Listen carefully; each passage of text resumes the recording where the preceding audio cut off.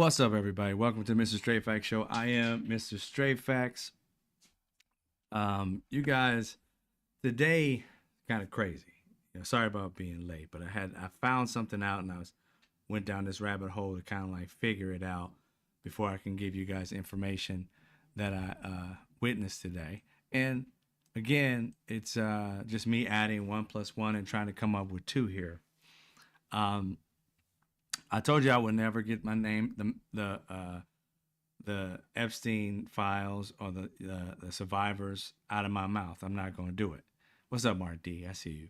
So there's some stuff that happened today, and I had to dig a little deeper to find out what it meant. Because on the surface, it didn't really sound that bad, but woo, when you go down a little bit, it's horrific.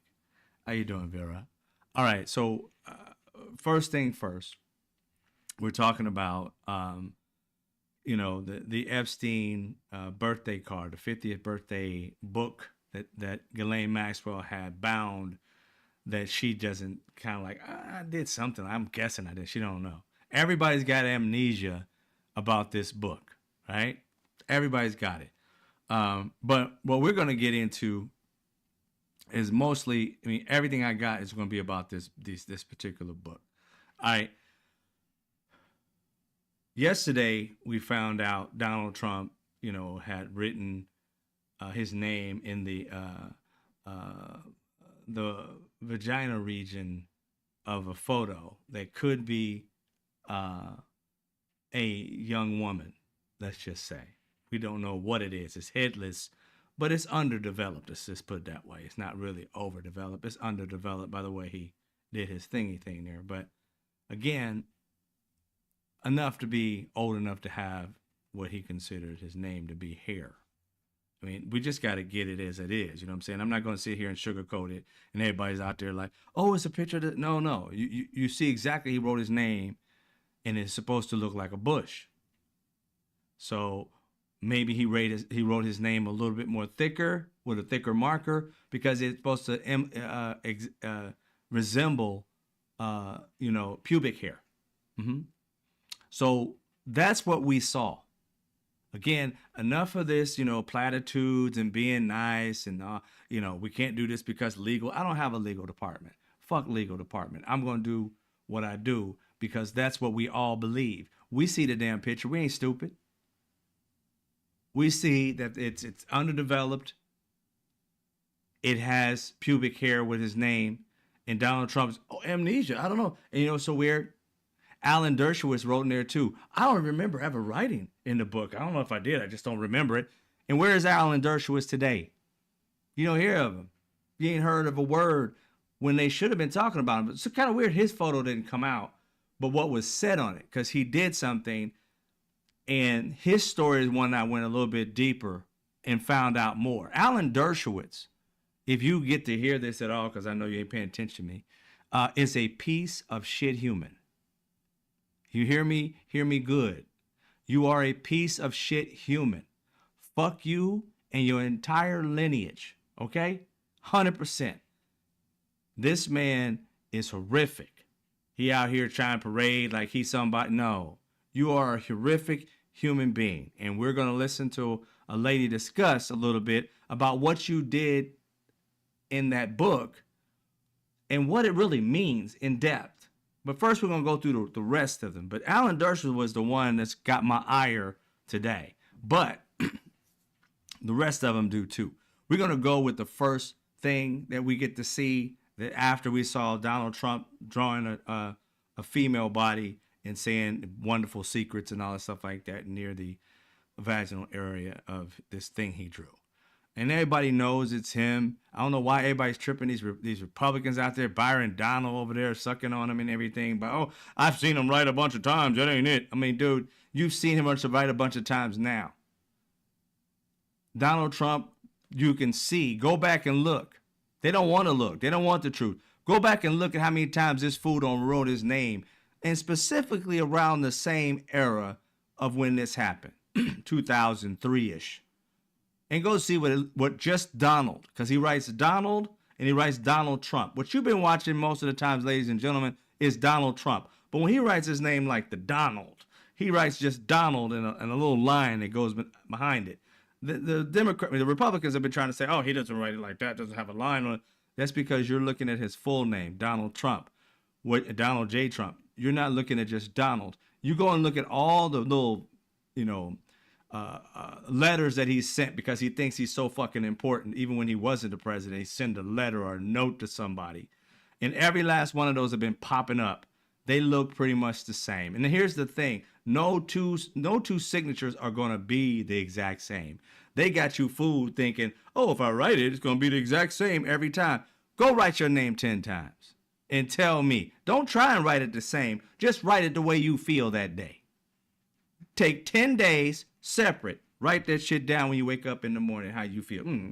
Write your first name. Just write your first name. Those things are going to be similar, but not the same. They trying to get people to believe that your signature is going to be the exact same. Only if you got auto pen or some shit, but as a human being, no. Sometimes we get tired in between the name if it's long enough and just write a line. Sometimes we just scribble. If it's at a restaurant, you put an X sometimes.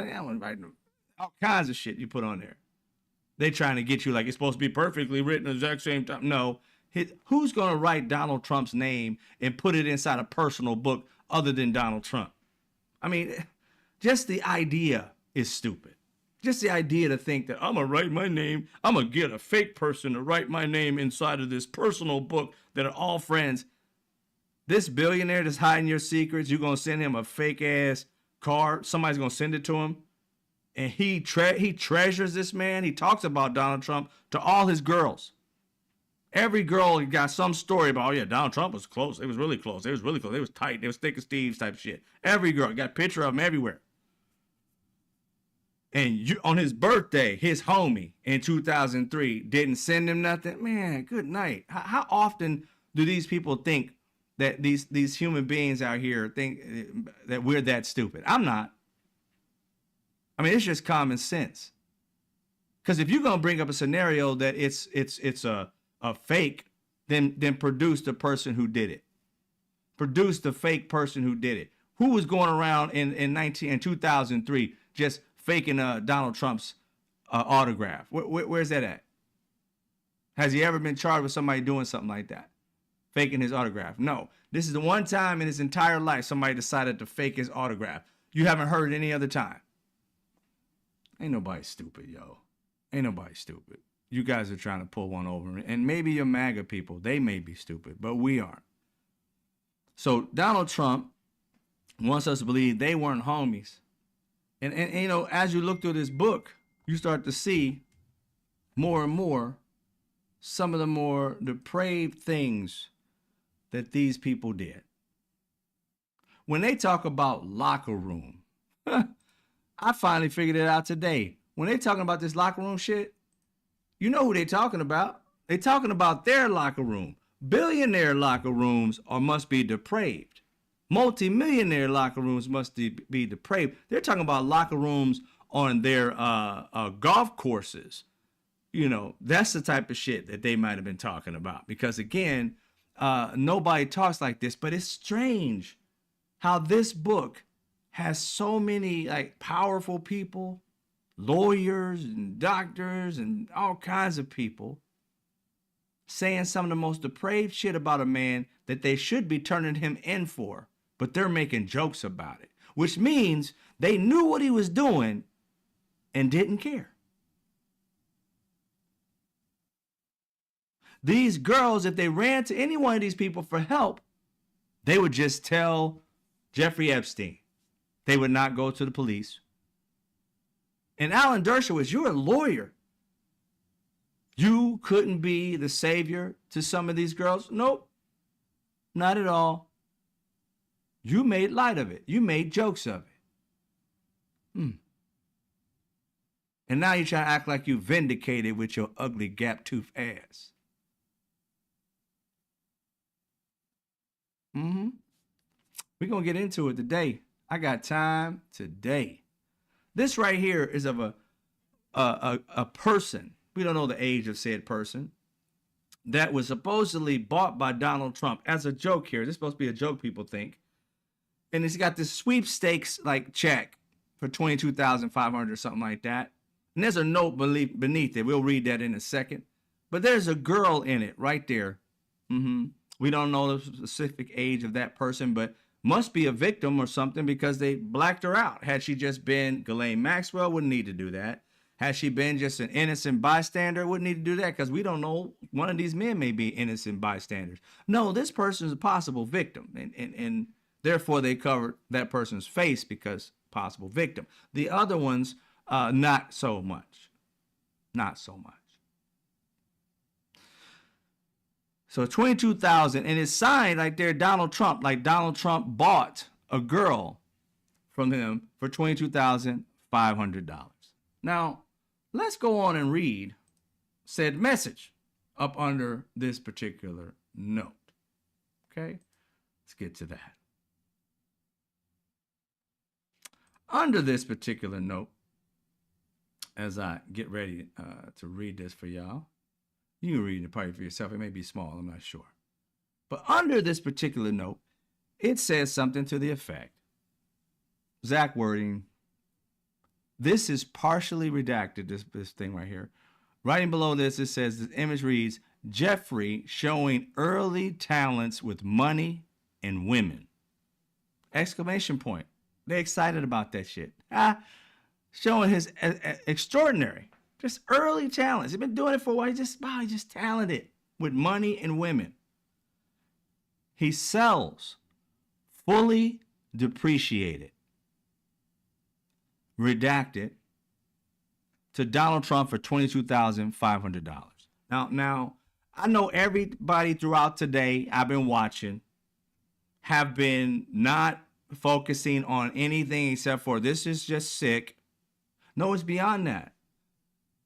This may be a joke or whatever, but it's not funny. No, it's beyond that. We know for a fact now that that man over there on the far right, for me, seeing it, that man, Jeffrey Epstein, is one of the most prolific,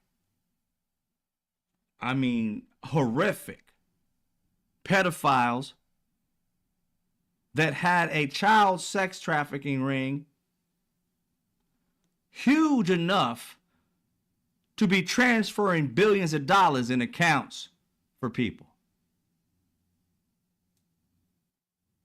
One of the biggest catches in American history for a pedophile. We know that. Right now, we know that. So much so, he killed himself or had so much information, somebody unalived him. Still haven't figured that part out. But either way, the man is dead right this minute because he was one of the largest child sex trafficking. Also, just sex trafficking because he had 20-year-olds doing it too, 21, 19, 20, whatever. Still had it. He was massive.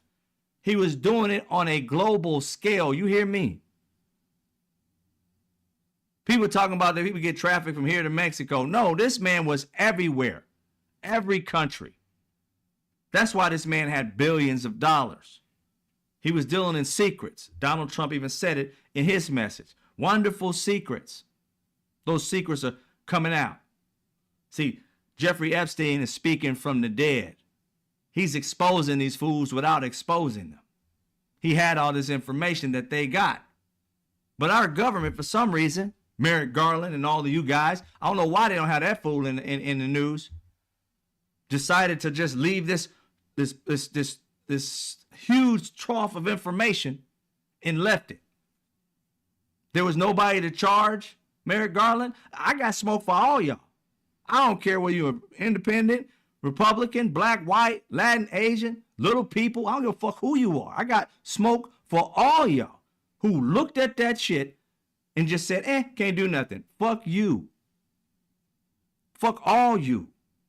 There is no way in hell you can look at this shit and not go down the path to try and figure some shit out and know that something's dirty. You decide to not mention it because what? They gonna sue the government? You guys are not something that they can sue. You got immunity from charging people. They can't sue you for saying this is the evidence that we found. And to have not one person other than Ghislaine Maxwell And even her, you giving her some light treatment now that you know that Donald Trump has something to do with it. I got smoke for all you. Merrick Garland, you should have said something. There's no way in hell that man should be president right now. You should have at least a few charges on him. We know at least one 13-year-old, another 13, 14-year-old came out. That person said about Donald Trump, not me, this person, you can find it. She said that Donald Trump was going to play some type of fantasy game, that a person who brought her, who was this girl's friend, she mentioned the name Tiffany. Well, we know Donald Trump has a daughter named Tiffany, but we don't know if that's the right Tiffany. Facts be known. But what she said was a Tiffany who was close enough to Donald Trump that she brought her as a sacrifice to Donald Trump in some weird little game that somehow she didn't know exactly what he was going to do, but she's just about the same age. So there's no way in hell that girl did not know, because he would have done the same thing to her like Jeffrey Epstein did, bring over and over again and have the young one bring another young one. So if this young one didn't know about what he was going to do, this young one must have been somebody he wouldn't have touched. Maybe a family member, maybe not. We don't know. But Tiffany brought the girl to the raping. And so Donald Trump comes into the room to play this game, so to speak, that she thought it was going to be. And he liked it that way because she was tied up. This is her, not me. She's tied up. Donald Trump does his business. She said it didn't last too long, but it seemed like forever. And then he gets up and they're talking about it. And the girl was like frustrated that her friend brought her to something like this. And the friend was like, I didn't know. And then Donald Trump says, he gets a little frustrated with them and said, you know, he was kind of mad. I forgot what he said. He said, it's that you're lucky. The Donald took your virginity instead of some pimply faced 14-year-old boy. And dispersed himself from the room. While she had to deal with this for the rest of her life, he walked out taking her virginity. And it's weird.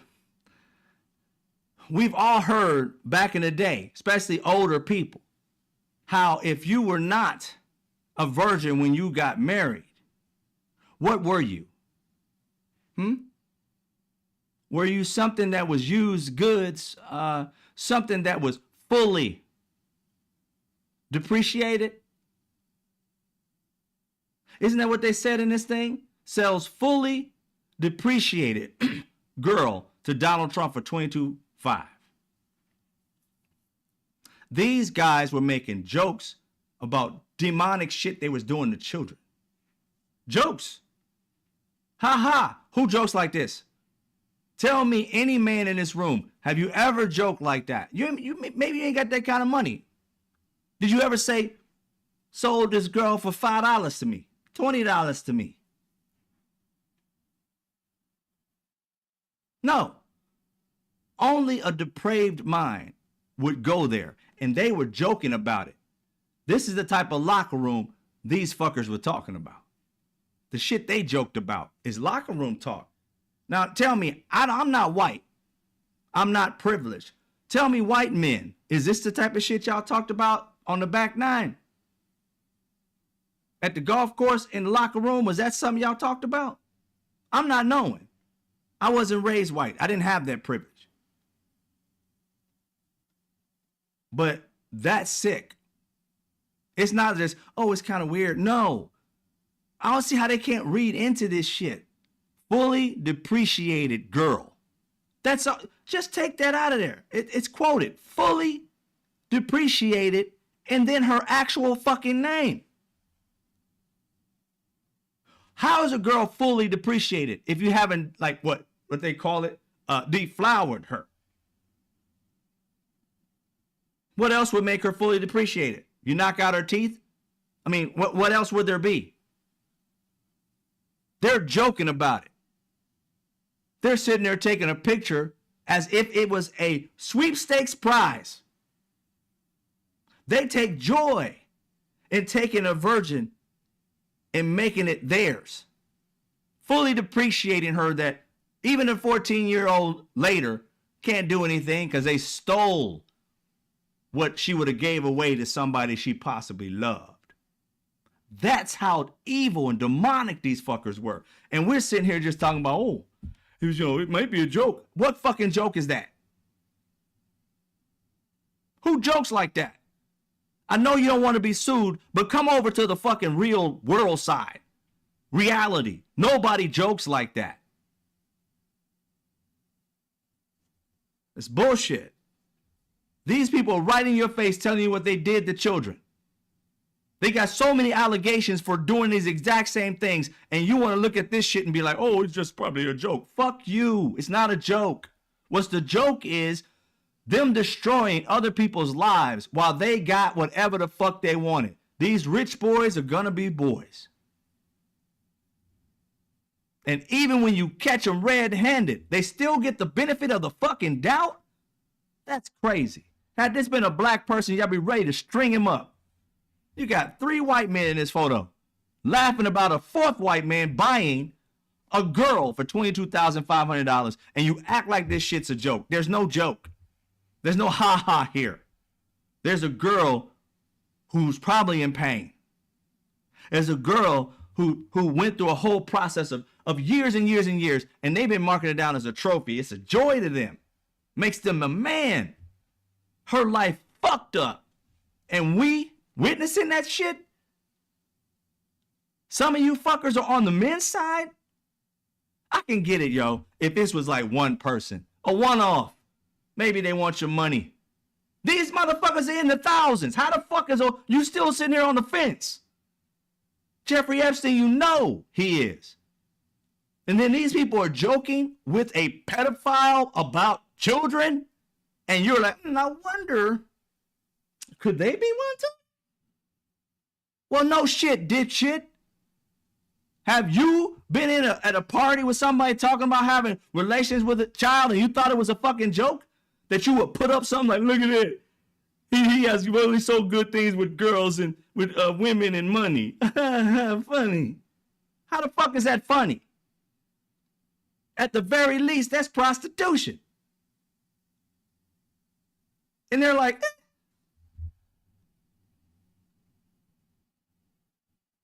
joking about it. Jokey joke. So fully depreciated.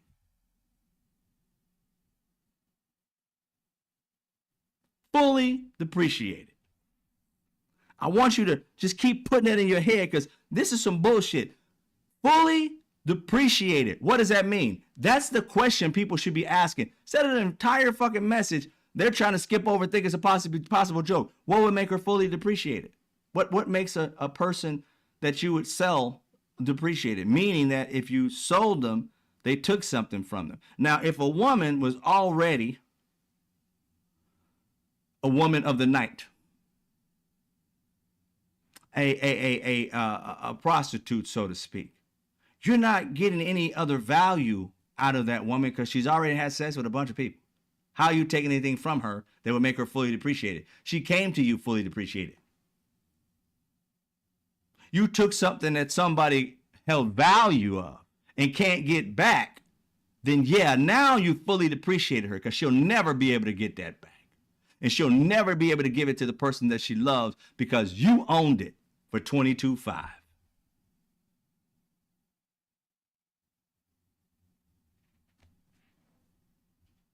Fucking sick. These people should be, I mean, I am not of the old school, but I would have no problem. This is the type of shit, to be quite honest, this is the type of shit with these dudes, I would have no problem going to a picnic and you stringing these bitches up. And me down there eating at a picnic. I would have no problem with it. These are the type of people that needed that type of shit. Going to jail is just too easy. They were hunting children, trying to deflower them and take it for life. I own you now is what they're doing. $22,500, I own you. You can never get your virginity back.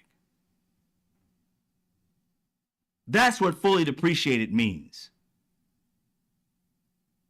Tell me how a woman who's already been with a man before is fully depreciated.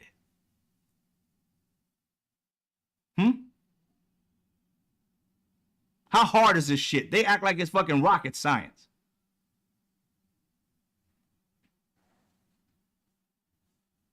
Acting like it's rocket science. This shit ain't hard. It really isn't. Explain fully depreciated. Whoever wrote that?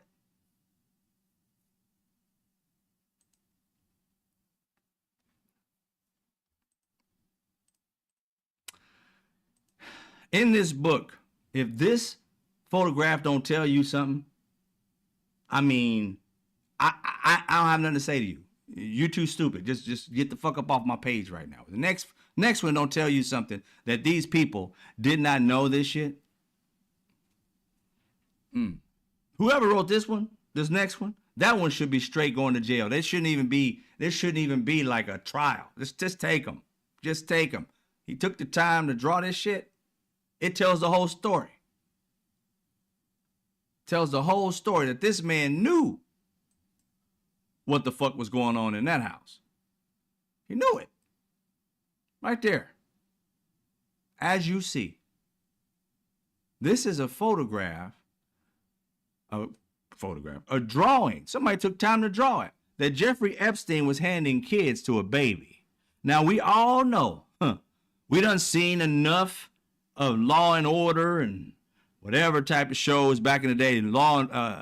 Whatever firm you don't watch. You know, been a bunch of law. LA Law, we don't watch it all. Ironside, we don't watch everything. We done seen it enough. We done been told as a kid, if a grown ass man or a person comes up to you and offer you candy, what do? You don't take it. A pedophile walks up to kids and hands them candy. What grown ass man, or woman for that matter, just walking up to random kids with balloons in their hands and short mini skirts, gonna walk up and hand them a piece of candy? Here. It's creepy, right? Fuck yeah, it's creepy. We warned our kids of people like that. No candy, no dogs, because they graduated to dogs and animals and shit. It started out with giving them candy, offering them candy. Come in the car, I'll drive you home and give you some candy, some ice cream. Bringing some sweets. As to say, in 1983, he was broke. And the way he got girls was to offer them candy. By 2003, what a great country I live in. I don't have to offer them candy anymore. They massage me for free. Well, roughly free, $200. And you look, one of them's butt cheek got a heart on it with Jeffrey Epstein's initials in it. And we know he wasn't into all like a lot of grown girls. He was into young ones. So by the time from 1983, starting out with little children, and you notice these kids look like they're 9, 10 years old. They don't like they're 13. But that's a drawing. That person may be terrible at it. They may be 13, 14, 15. But who 13, 14, 15 getting candy though?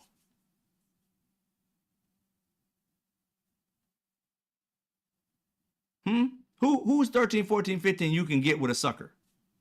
These are children.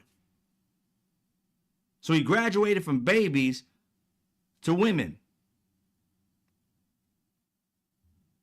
We don't know how the age of these people massaging him, but we find out later that he has 13, 14, 15, 16-year-old girls doing this. Now, whoever drew this knew he was doing this.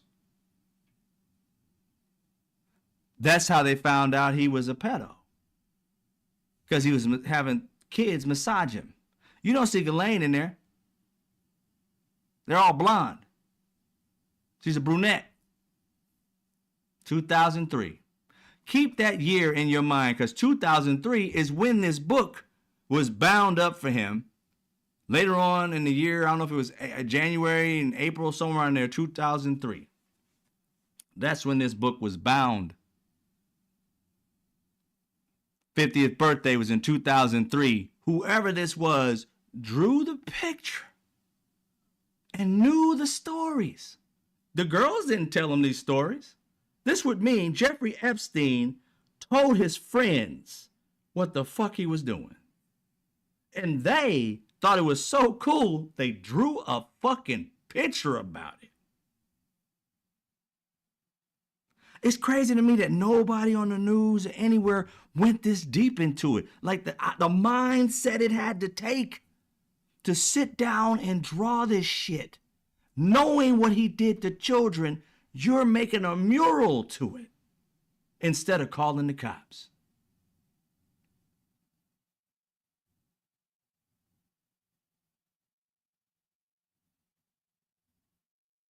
Instead of calling the cops. And then we get into the entire thing. Whoever drew this, we didn't have a name for this, but whoever drew it knew that he used the planes to get people there, knew it was going to the island, knew that it was the massage is where he got these girls to start doing what they're doing, and knew that he's become a billionaire doing it, and also knew that it was a great thing that this man, not only has this man made it rich doing it, they know his story, his journey from doing it to children in 1983 to 2003. They know that this has happened multiple times for decades. And instead of ratting it out, they wrote it out, drew it out, took time to color this bitch. Put the lines in his pants. Showed him kind of broke it looked like. His pants got a little tear in it or something like that. As he walks up to little kids and still has the black hair, not the gray hair. Little pale. Look at him, he's pale. Now he's fun in the sun. He's tan on the right side. Girls, he even drew the breast on the girls. Gave him little firm little butt cheeks. Look, this man went into detail, man or woman, I can't say who it was, massaging his feet. Now, what did the 13-year-old girl, 14-year-old girl say? How did Ghislaine Maxwell get her to start massaging this man? Started at his feet. This person knows the protocol to start at the feet. Whoever drew this was in on this shit. I couldn't find a name for this. I couldn't find if they did a signature on this, but I will find out. I will keep in depth trying to find out because these people drew a plane, the sky, the island, all that. I went from broke to owning an island and plane and got young children around me at all times. Look where I came. Like, this is a place to be. Like, he's living his best life. And this person know these are children.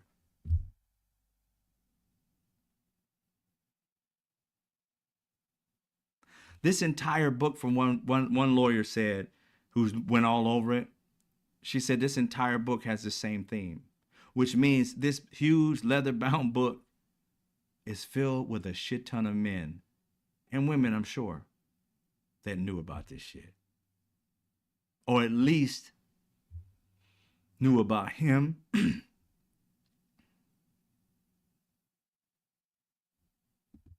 I don't see how our legal system, our DOJ, our FBI, Merrick Garland, I don't see how you didn't have investigations going. I don't see how. You had years. 2019 is when all this shit started coming out. You had from 2019, when they brought you in by 2019, 2020. Well, 2020 they brought you in. Or 2021, actually, they brought you in. So they brought you in 2021. You had 2021. And you didn't figure all this shit the fuck out. This was hard for you to figure out, bro. Maybe Mitch McConnell was right to pass you up, and you might have been something that Obama would have made a fucking mistake putting you in because you didn't figure this the fuck out. You ain't worth your weight in shit, to be honest. This shit's too easy. It's too easy to we want to know if you've investigated anybody. Did you question anybody in these books, in these things?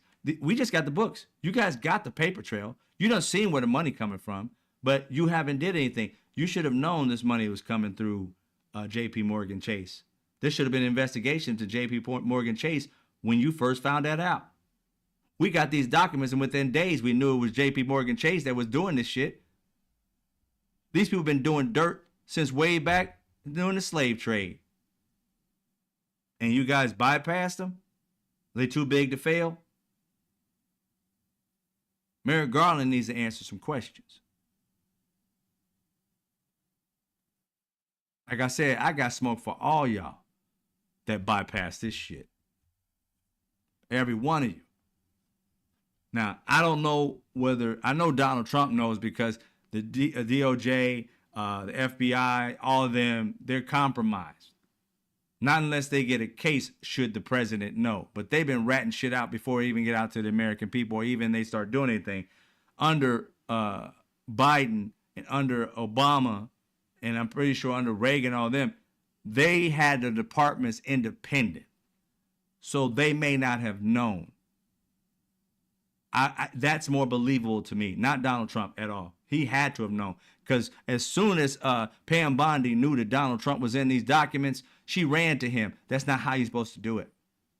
She told him his name was all over the place and then got a bunch of people to look for 24 hours straight, I don't know how many days, for Donald Trump's name in this information. Then out of nowhere, these documents were going. Oh, we don't have it. We don't have nothing. We don't have nothing. You can't trust that DOJ because they already been compromised. She ran to the person who's possibly one of the people who were doing this shit. His name just happened to be on a card being and selling some girl for $22,500. Even if it is a joke that they made a joke in light of something that was serious. Otherwise, why is a real girl's name attached to it instead of some fake shit? A real girl's attached to it, which really means he took that girl's virginity. Took something from her for $22,500 that depreciated her. No, not depreciated her, fully depreciated her. And you know how rich people are, how things are fully depreciated. There's no value. You don't got everything out of it.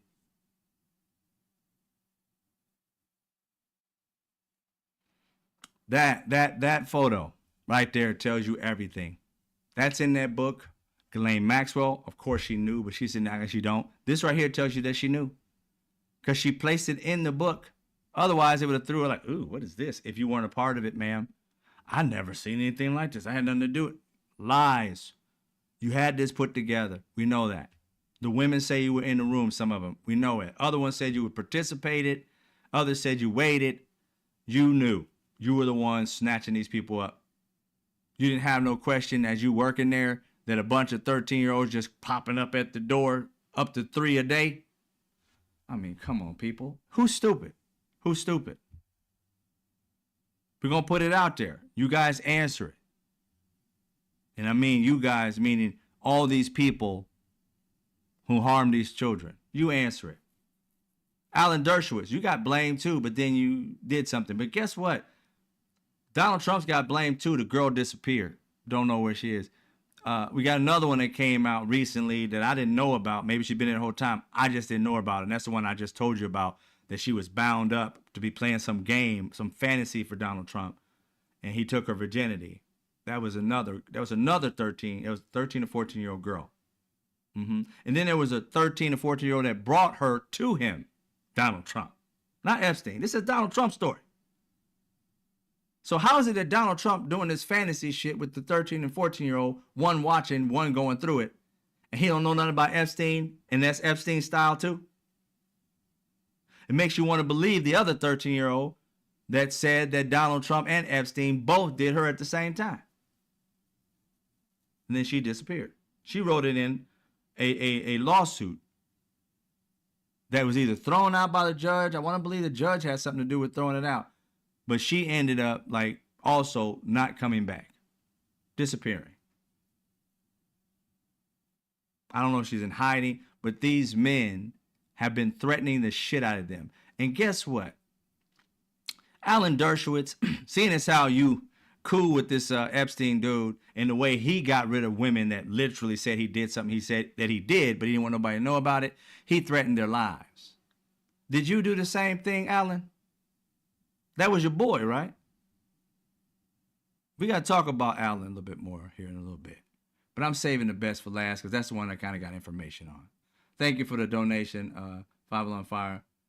Get this light turned out again. Starting to flip out. I ain't going to try and get nobody sick here. Thank you for the donation. Thank you for the memberships as well, Five on Fire. DOJ will be Department of Philadelphia soon. Not that I'm in the Department of War. Now that I'm in the Department of War, right? He's going to have a war on American City. If you don't think that we've reached a dictatorship already, I don't know what you think. He's going to talk about a war on Chicago.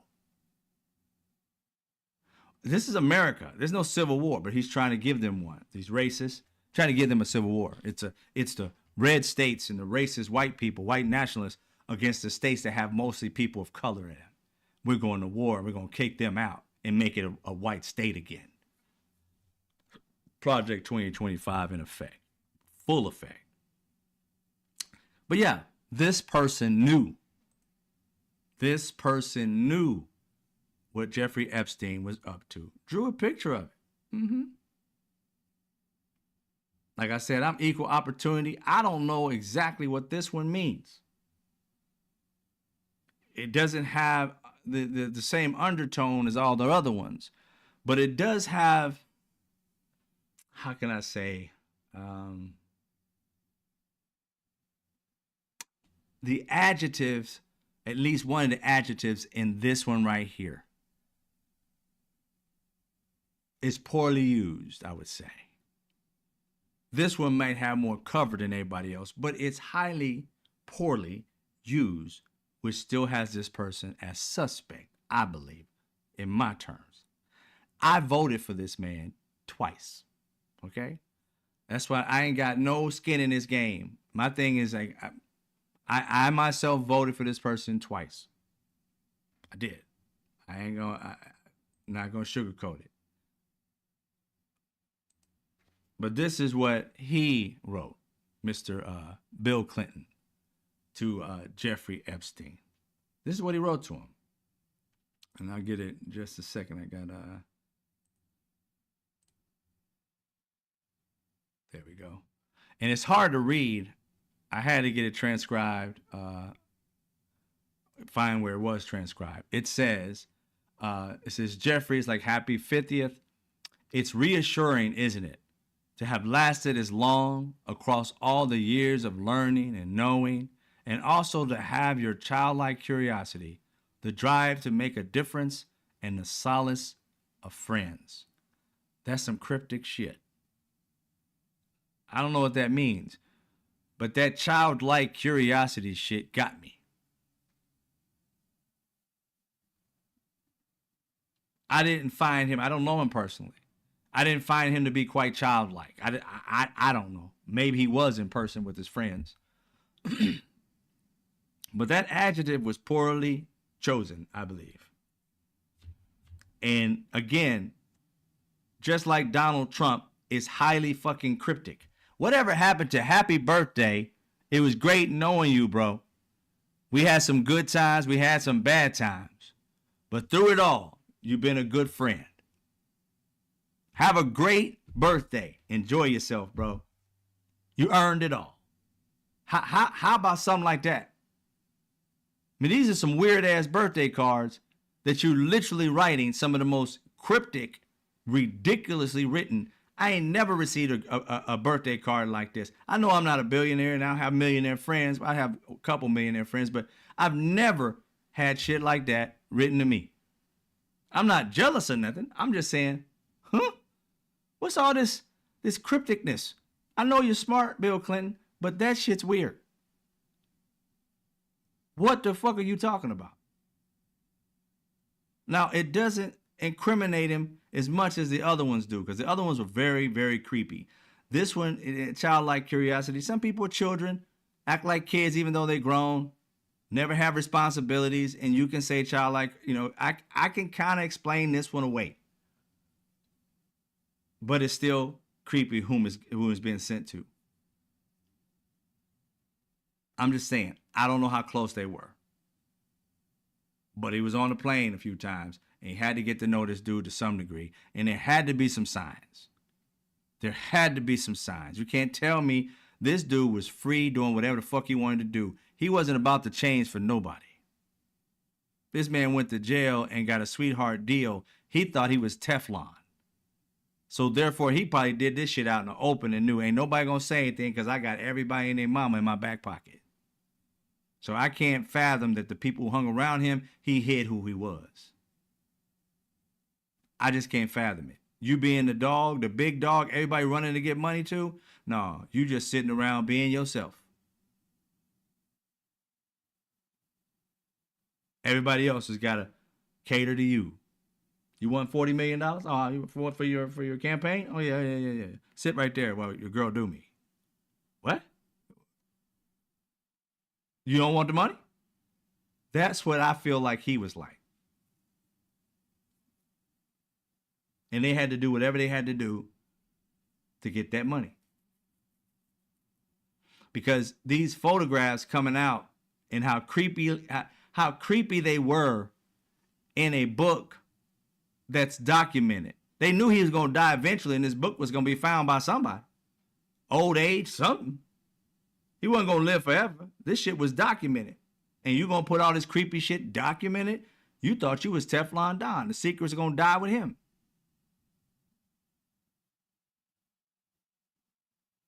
Very creepy.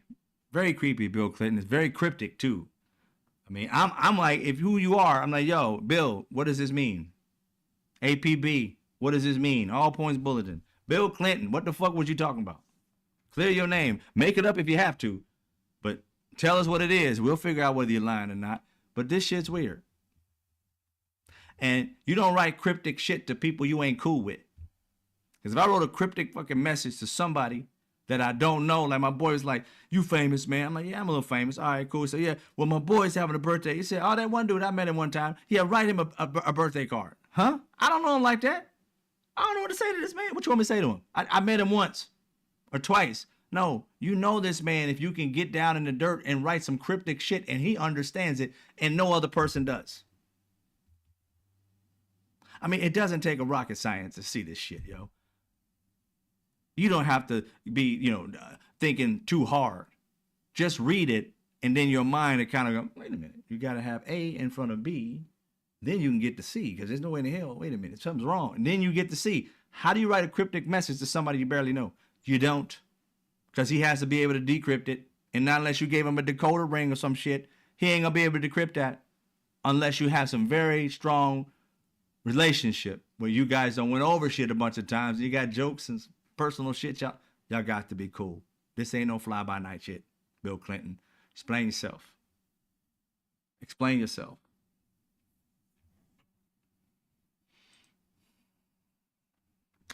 So now we get to, give me some water, drying out over here. We're going to get to the big part here that I found out. Oops, sorry. Get your names up here real quick. There you go. Give you guys your messages correct. But this next one is Alan Dershowitz. Alan Dershowitz, step up. Step to the table, you little ugly troll-looking bastard. Step up. You got blamed by a girl or accused of harming a girl. I don't know what her age was, but it's a part of this Epstein shit. And then out of nowhere, she recants. Reminds me of how Donald Trump raped his wife, and then she recanted. He ended up burying her ass in a golf course for tax credits. Reminds me of how Michael Wolff said that when Donald Trump got one of his girlfriends at the time, a girl he was dating, was it Marla Maples? One of them, I forgot what it was, but he got one of them pregnant. This is Michael Wolff, not me. And one of the things he did was call Jeffrey Epstein and say, she's pregnant. Then Jeffrey Epstein said, you sure it's yours? And then they went and got a test and everything like that. And next time he talked to Jeffrey Epstein, Yeah, it's mine. Now, first of all, you having this baby conversation, pregnant and shit, that's your homie. You don't have that conversation with some dude just fly by night. So we understand that him and Jeffrey Epstein were homies. There's no more doubts about that. We can just put that shit off the table. Maybe y'all can do that too, MSNBC and CNN and all you other people. Put that shit off the table. Stop saying it. Please, just stop saying it. They took each other said 10 years Donald Trump. Jeffrey Epstein said 15 years. Altogether, it's like 20-something years that not add together. But you take the years from whence they said they knew each other, it was way longer than that. But Jeffrey Epstein gets this call or message where they got, I guess they were together. He's telling Michael Wolff this shit because Michael Wolff interviewed him and has information about this stuff too that he keeps releasing out. You're not following Michael Wolff, please do. Go check him out and listen to some of the shit he says and research what he's saying because you can find some of the stuff he's saying online. Some of you can. But because he had this personal interview with him for many hours. He was doing his, I guess, his biography or something like that. He's writing a book for him a while back ago. But Michael Wolff said that he went to, that Donald Trump went to Jeffrey Epstein and said, she's pregnant, it is mine, whatever. And Donald Trump asked him, you think I should push her down the stairs? Mind you, his wife who passed away was pushed down the fucking stairs or fell down the stairs, how she died. That was a way in which Donald Trump said he was trying to kill one of his wives when she got, or his girlfriend at the time when she got pregnant because he didn't want the baby. Because back in those days, they were getting pregnant and it's in the media, blah, blah, we got to marry her. He didn't love her. He had to marry her because she got pregnant. But before she ended up having a baby, this man was trying to kill her. According to Michael Wolff, who got it directly from the mouth of Jeffrey Epstein. If you want to try and sue me for that, go ahead. Whatever you want to do there, Donald Trump. But I got it from Michael Wolff. So you might want to go sue him. I know you ain't going to touch him because he got the motherfucking information. And you ain't going to do shit to him because you've been sitting around suing everybody and their mama, and it's been coming straight out of Michael Wolff's mouth. If we regurgitate what he says, you want to shut us down because you know you too pussy to shut him down because you got to disclose everything if you sue him, and he is going to disclose things that he has, and you don't want that smoke. So you're going to let the little, short dude, I think he's short, look like he's short bald-headed dude, you're going to leave him the fuck alone. Just let him sit around in his different rooms inside his, like, English house and garden and shit and just give you little interviews and give you little snippets of Donald Trump's a piece of shit. That's pretty much what he does. It's kind of funny. He's in every little room in his house and outdoors. Like he like what's her name? Not Marla Gibbs, but she's always hanging out with Snoop Dogg. I can't remember her name at the top of my head, but the blonde lady who's always been like cooking shit and all stuff like that. You know what I'm talking about.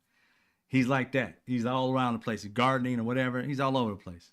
That's just hilarious to me how he gives you serious information in this like really soft lit room. It's hilarious. But anyway, so that's what we know about Donald Trump. Said that he was going to push the girl, one of his wives, down the stairs because she was pregnant. He didn't want the baby. That's what he said. So when you hear that and his wife actually dies like that, you don't know, but you kind of it's kind of like weird that she died by the way he was trying to kill one of his own wives before. But anyway, Donald Trump is out here masquerading as if he's somebody good, knowing that he's done all this evil shit. Knowing that he's done it all. And nobody will do anything about it. Exactly, Five Alarm Fire. He ain't got no smoke for Michael Wolff or Elon Musk, because Elon could sue him back to oblivion, and Michael Wolff could actually probably release something that Donald Trump don't want released. And if he did, disclosure is going to be a trip. You know what I'm saying? And then deposition, he ain't gonna want that. He ain't gonna want that smoke because he sucks at deposition. But getting back to it, we're going to get to what Donald Trump, Alan Dershowitz, what he had. Now, Alan Dershowitz photograph didn't surface. He did a if it wasn't a drawing, it was some kind of picture of what it was like a magazine. Vanity Unfair is what he called it. So Vanity Unfair, it was a spoof of Vanity Fair. And in that Vanity Unfair thing, it has a bunch of headlines and stuff of that nature. And this one, what his said, let me get it real quick. I had it here. Oh, Alan Dershowitz, his was about, he joked that he had the magazine editor of Vanity Unfair switch the focus of the article from Jeffrey Epstein to Clinton. You're like, that seems pretty benign. What is that about? That's weird. Another cryptic situation where he's saying he calls something, he has a magazine cover, and he titles it Vanity Unfair. Then he joked that the magazine editors switched the focus of an article from Epstein to Clinton. So it sounds like Vanity Fair was writing an article on Jeffrey Epstein, and Alan Dershowitz, in his little humor moment, sent his friend, who he was his lawyer as well, a card basically for his birthday saying that we changed the person that was going to be about to Clinton instead of you. Sounds kind of weird, doesn't it? It's like, we don't know what that is, but it's cryptic. But if you dig a little deeper, he also says something, he's joking, and one of the headlines is like, Jeffrey Epstein, is that Jack the Ripper or whatever? And a question about Jack the Ripper and Jeffrey Epstein kind of like next to each other. Now, if you know Jack the Ripper, he was a person that like unalived people. So how is that a joke? He unalived people. Very brutal. That person, Jack the Ripper, mutilations and all that. So how you got something about, is it Jack the Ripper or Jeffrey Epstein type of shit? And you just compared this man to a horrific murderer? And that's a joke? Shit don't add up, does it? You're a lawyer and you brought up a horrific killer, like a serial killer.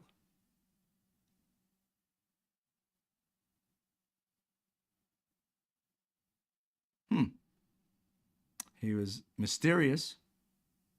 There was a media frenzy about this guy, Jack the Ripper, and he was brutal and a killer. And Alan Dershowitz compared him to some degree, putting that in his article. Is it Jack the Ripper? Still can't figure it out. Again, highly cryptic. But we're going to deal with the fact that he said Vanity Unfair, and he switched it from Epstein to Clinton. So something he thinks that Alan Dershowitz, that he has on Clinton, that's not on Epstein, or at least similar. Okay. Well, I got a video. I don't know if you guys got a chance to see it today, but I saw a clip of it earlier today, and it was on Deadline White House, I believe, MSNBC. It's about 4 or 5 minutes, this episode. It's a series right here. It's a clip, but it's longer than that. I only took this clip out of it. It's a little bit longer, but it tells you a lot. It explains Alan Dershowitz's message. This cryptic message will become clear when you hear what this woman has to say. She's an investigative journalist. It becomes crystal clear. So let's go ahead and get to that real quick. Hope I got the audio up for it. Let me see. I think I do. Joining me at the table to continue this conversation, investigative journalist Vicki Ward is here. Vicki profiled Jeffrey Epstein for Vanity Fair in 2003. a significant date, as our conversation will reveal. She's Told you 2003, and that thing where the 1983 to 2003, right? Picture of little girls, bunch of girls, possibly young women, massaging him. So he done graduated from giving children suckers to do what he wanted to do, to having an island and having the girls come to him and massage him and do what he wanted to do with them. been reporting on the story ever since, including in the documentary series and podcast Chasing Ghislaine, which tracked Maxwell's role as Jeffrey Epstein's partner and accomplice. Also joining us, New York Times opinion writer, MSNBC contributor Margay.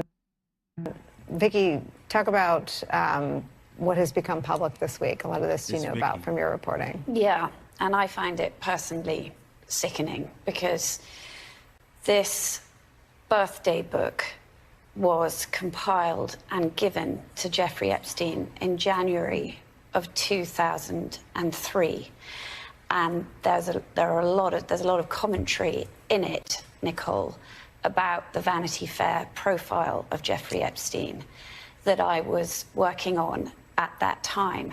And that date is really significant because early January 2003 is when the editor of Vanity Fair at the time, Graydon Carter, pulled the allegations made by two sisters, Maria and Annie Farmer, from the piece. Okay, Maria and Annie Farmer.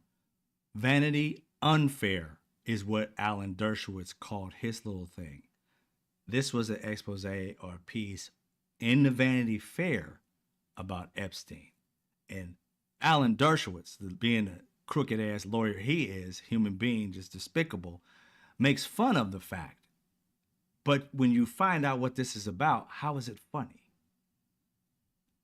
This was after Jeffrey Epstein had made a visit unexpectedly to the offices of Vanity Fair, which I only heard about from a fact checker. I was having a complicated pregnancy with twins at the time, made even more complicated by the threats that I was getting on a regular basis from Jeffrey Epstein. So I was devastated to hear in early January that the Farmers, we had by this point gone to Jeffrey Epstein and gone to Ghislaine Maxwell. I had gone, having worked with the lawyers and the fact checkers at the magazine, put these allegations to them. So the Farmers were exposed, and then to pull them from the piece at the 11th hour, leaving these two young women hanging out to dry, was bad enough. I then went into labour at 30 weeks, gave birth to a 2-pound baby and a 3-pound baby, was so worried that Jeffrey Epstein was coming for me, because that's what he'd said he would do. He said he would come for my kids. That we had. What did he say? How did he say that? Did he call you? Oh, he called every day, one of the three. He would say things like, I'm going to have a witch doctor place a curse on your unborn children. And that's off the record. I know every doctor in the city. I know where you're giving birth. Let me tell you what's going to happen to your body when you give birth. I mean, really creepy, not okay stuff. So when my babies came dangerously early and they were in the NICU, one of them for 2 months, we had to ask for extra security. At the hospital? At the hospital. And so to then read Leon Black, who I know, making... This is the quickest... Oh, shit. Sorry. This came off YouTube. About Jeffrey Epstein, who I know. And so to then read Leon Black, who I know, making jokes about Jeffrey Epstein being a Vanity Fair poster child, to read Alan Dershowitz, who I also know and know well, you know, going to town, joking about Jeffrey Epstein and joking basically about my efforts to profile him. I found it sickening.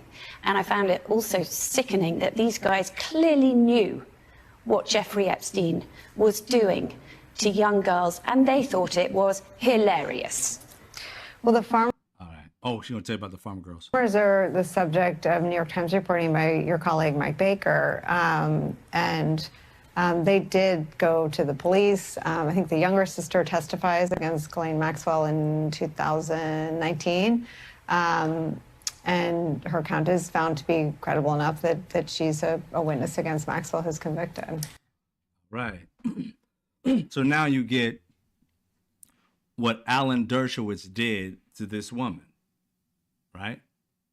That letter that he wrote, or the thing he put in the birthday card, and what he said about Vanity Unfair, they successfully had a campaign to kill this story, profile story that she was going to do of Jeffrey Epstein in Vanity Fair about two sisters, last name Farmer, that were going up against Jeffrey Epstein for what he did to them, right? Survivors of Jeffrey Epstein.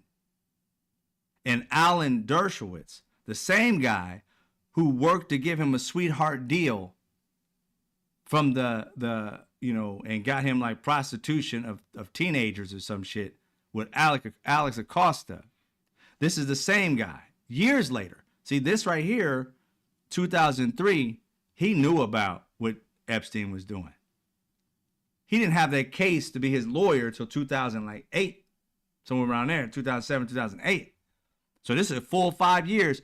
This birthday card done came out, or he done put it out to write this thing and have this makeup of the Vanity Unfair in his mind, because those two girls.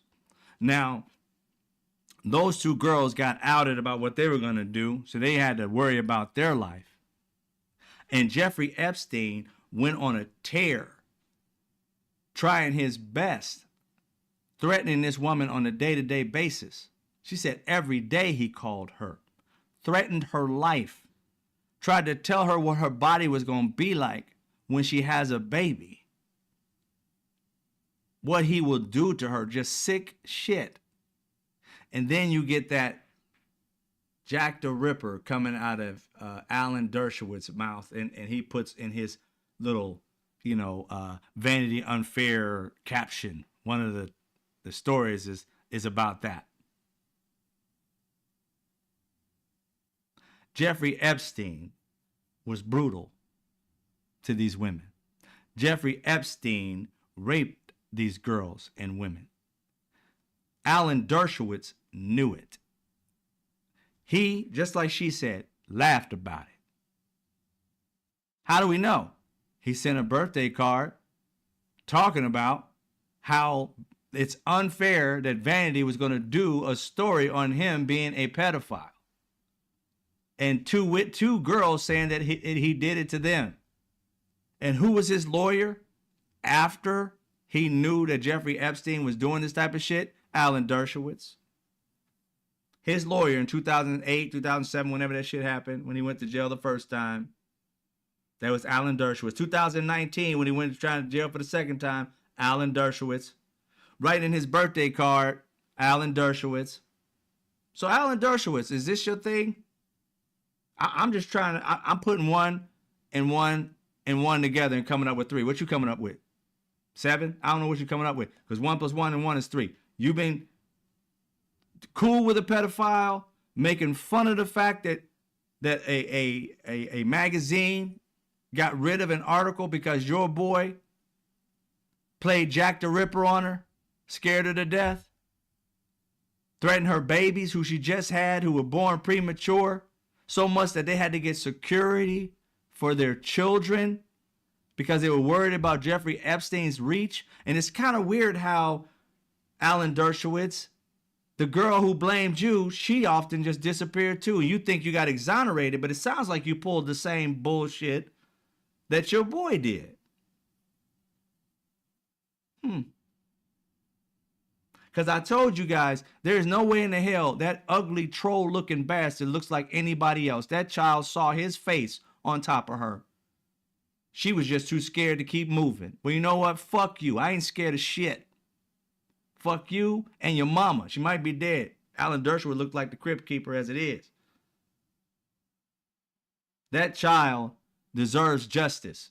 Even if it's just street justice, or if it's just in the public eye justice and it don't go to court. I'm no longer giving you guys the benefit of the fucking doubt. That's court shit. Y'all can go to court all day and go to jail if you can try and get them. But in the court of public opinion, all of you guys are pedos. There's no way in hell you play games like this. I have never, if a friend of mine came out as a pedo, I would be the first one to call the cops on his ass. The first one. I don't need no evidence. He just came out, yo, man, I like little girls, man. I hang out with that. While we still in disclosure. He's like, you did what? I was just hanging out with a girl. Hold on. Wait, who you calling? The cops, fool. You think I'm going to sit here and listen to this shit? You might as well just shut up right now. Yeah, come and get it. That's how quick my shit would be. That's how quick it would be. Alan Dershowitz knows the law. He's a lawyer. The moment you found out this dude was a pedo and you continue to write jokes about it, you just as bad, bro. You just as bad. There ain't no way. There ain't no way. I'm not sitting here on no high horse and like, oh, he's better than everybody else. No. I just know right from wrong. I know right from wrong, bro. It's not that fucking hard. I'm not no saint because I know right from wrong. I'm not better than any other human being because I know right from wrong. I just take responsibility for my fucking actions. If you had the time to do these actions, you got time to pay for those actions. You guys are wussies. You caused the crime, but you don't want to do the time. You got caught. And you probably pulled that same bullshit on these girls that Jeffrey Epstein did, Alan Dershowitz, to get that person to drop. I don't trust your ass. I think you did it. 100%. There ain't no doubt in my mind. Don't give me this shit. I'm a lawyer. I just represent whom I... No. You too close to the person that you represent. Y'all boys. So you were jaded to get him off. And you got him that deal because he had your ass there as well. You were his boy. So tight. Because again, the case didn't happen until 2008. You wrote this in 2003. You guys were friends before he even had a case of being a pedo. You covered him. You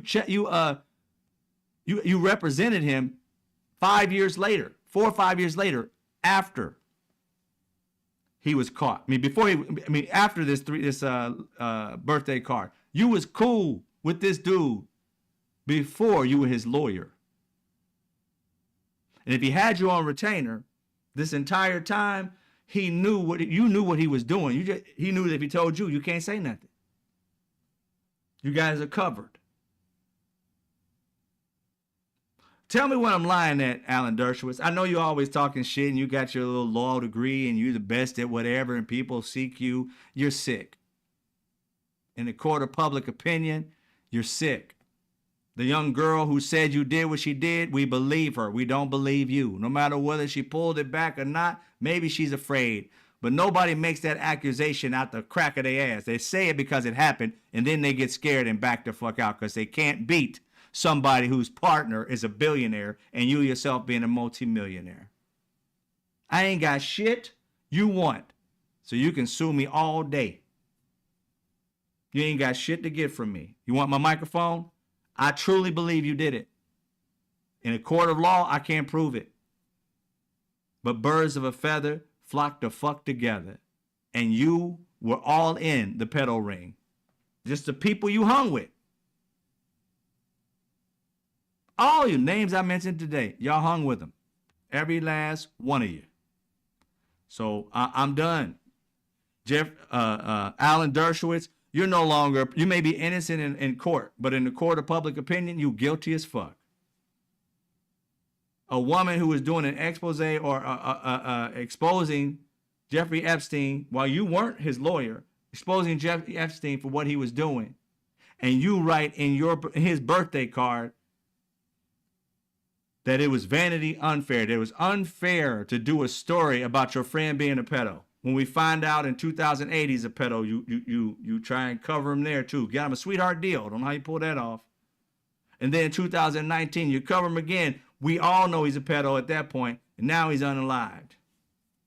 Either by his own doing or by people that you know that was doing. Then you got the Alan Dershowitz. He has a little thing. He said, I know that there's a list. I've seen some people, but Trump isn't on it. Fuck you. We don't believe you, you little troll bass mouth bastard.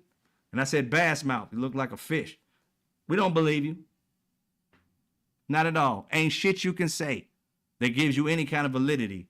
After all this shit, sir, I'm done. I'm done. No more talking to him. Y'all need to have him on no more shows. Don't get that pedophile covering up lawyer ass bastard another fucking show. We don't want to see him on none of these damn mainstream medias. We want to see his ass behind bars is what we want to see him in. At least that's what I want. I want him behind bars.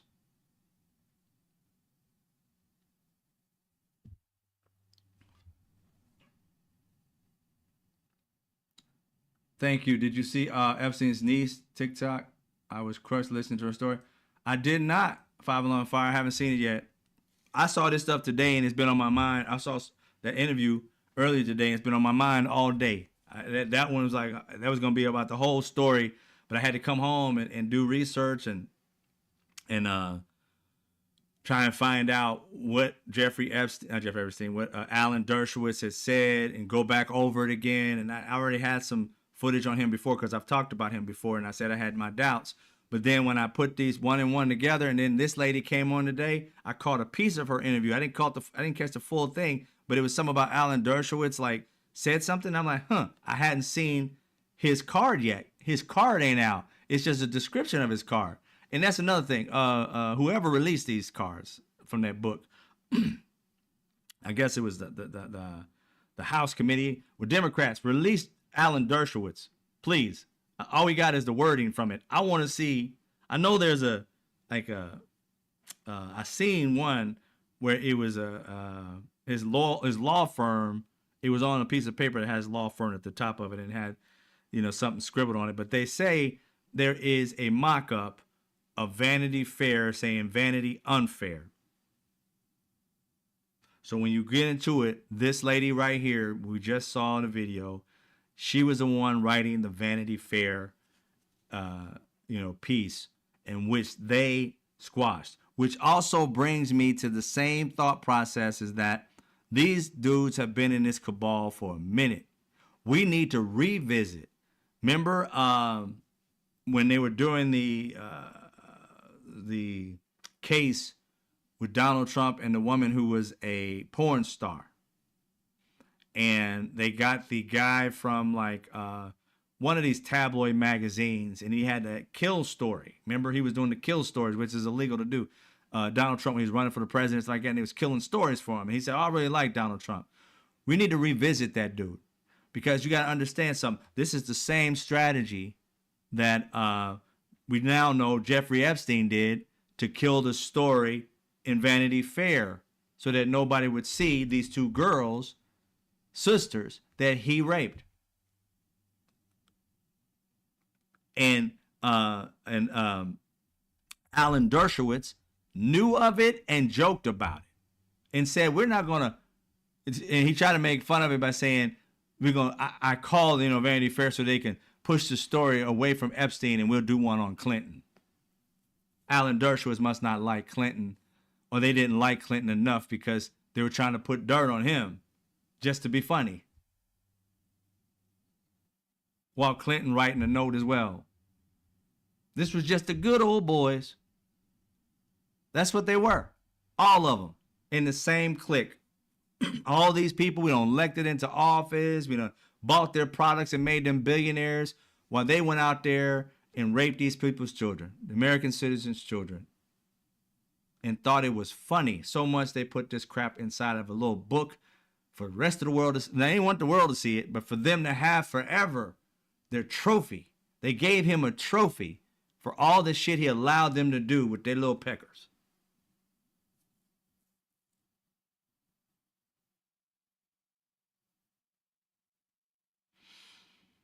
Ladies and maybe gentlemen, I am sorry from the bottom of my heart you had to go through this shit. In America, y'all need to wake the fuck up.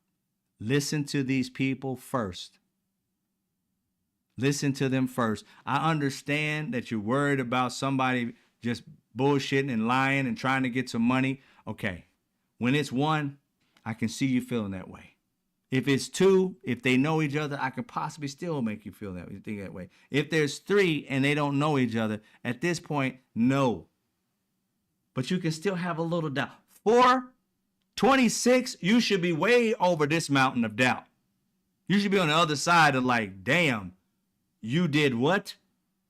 At some point, as they mount the fuck up, one person's process, I didn't do it, over 26 that said you did, and then you have the confession inside of a truck, inside of a bus with E.T. or whatever that show was. Yeah, I grab them by the, you know what? They'll let you do it if you're famous, you're a celebrity. Give me a Tic Tac, because I just love to walk up. I just kiss them. I love pretty women. I just walk up and kiss them. They'll let you do it.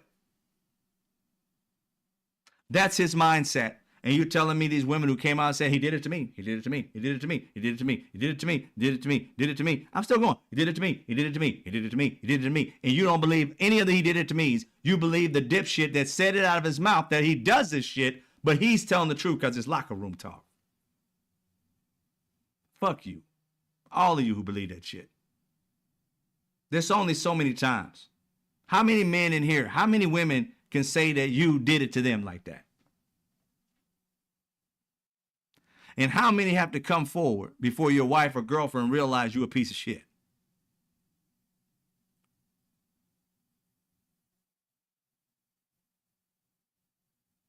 His wife ain't got a problem with it because that's how he got her. Michael Wolff will tell you, she ain't nothing but a person who, she is the same as all the rest of them. A prostitute that made it in. She's like a Pretty Woman or whatever the fuck it was. Richard Gere and whatever her name. She was bought and paid for it. But they fell in love eventually. But bought and paid for is what she was. You still with a man that cheated on you with a porn star when you had a baby, when it was a baby? No, that's your marriage makeup. Just like that marriage makeup that Will and Jada had. That's their own life. They can do whatever they want. They were doing their own thing. Same with Donald Trump and the immigrant prostitute that he's married to. Same shit.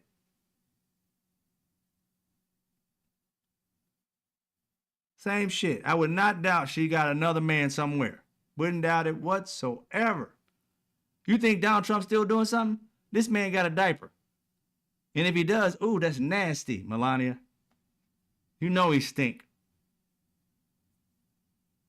You might stink too. I don't know. I ain't never met you. But you can tell Donald Trump stink. He got all that crap on his body. Orange one day.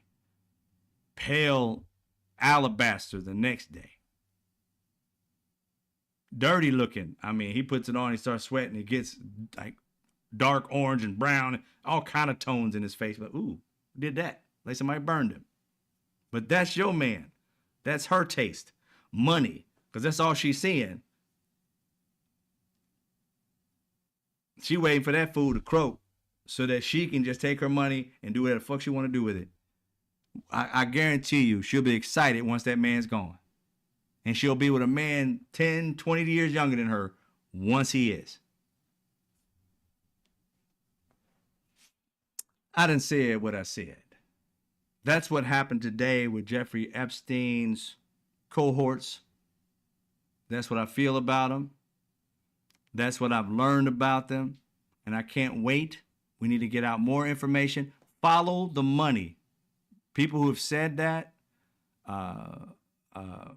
there's a Democratic, I guess he's a House person, maybe in the Senate, Latin guy. I can't remember his name off the top of my head. He is on it. And, a couple of Democrats, it's hard, y'all. It is hard to be giving MTG credit for shit. I'm telling you, makes my butt itch. But it's like, okay, her, Nancy Mace, even though I'm giving it to him. Don't say I don't. And Lauren Boebert. Yeah.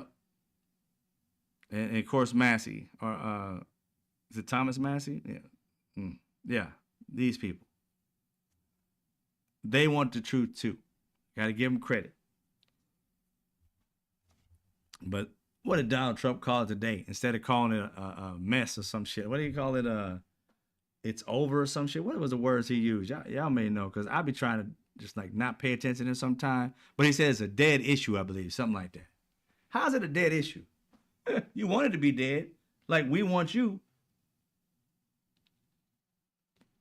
but we ain't that lucky. Not at all. She's not Julia Roberts. No, she's not Julia Roberts. Not at all. But it's just sad. It's sad. But you know what? We're going to continue supporting these women and all women.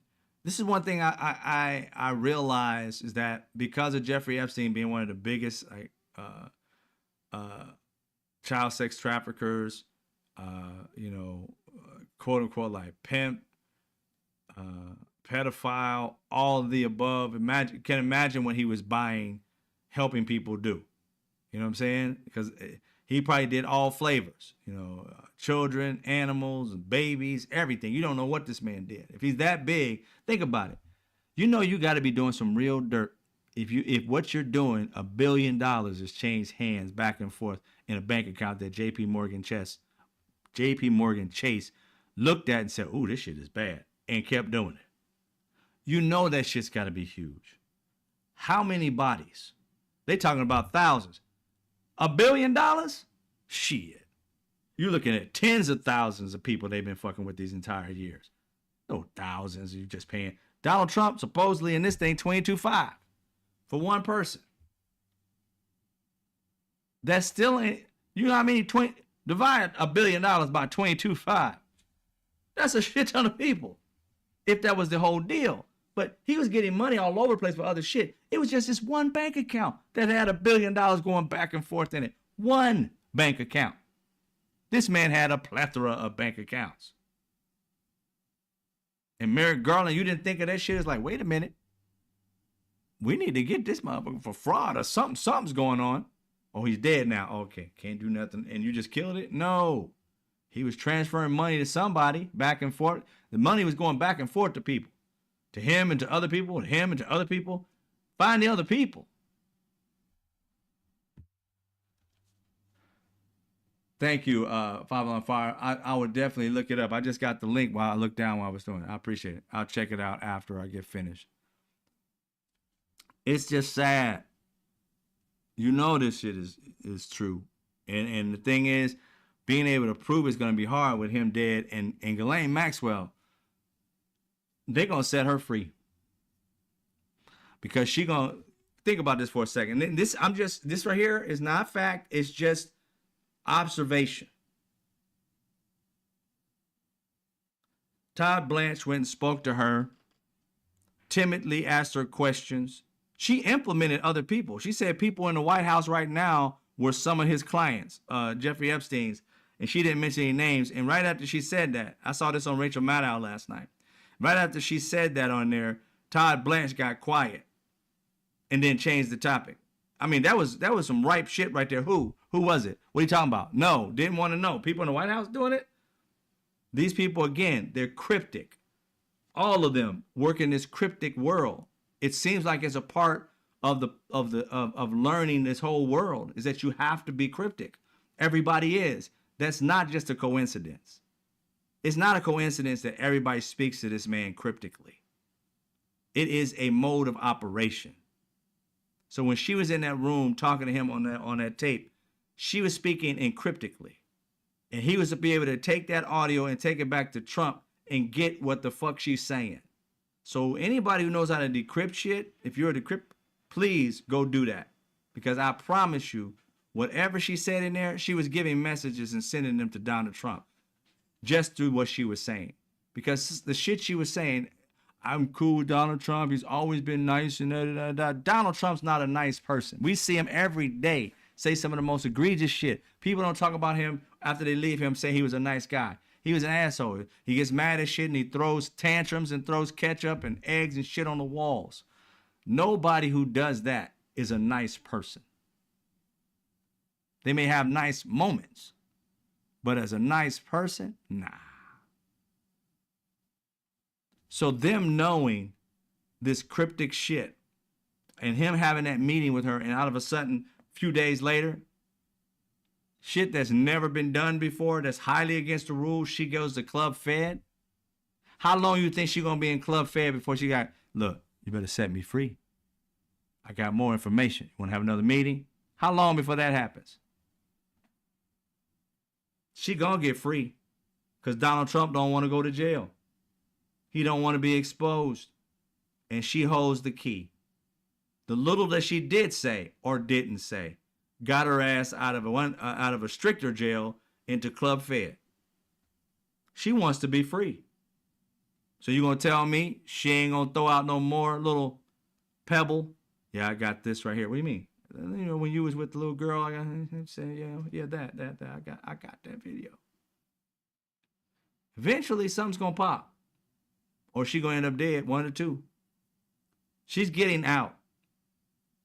If she talked to this man and all she said, he was good to me, nice to me, and that's all we heard throughout this 9 hours of just basically nothing, didn't implicate nobody, didn't know nothing, she didn't even do anything, and she offered nothing up that we know of, that, of course, them being Cryptic, and she ends up getting Club Fed, let her talk greasy about him.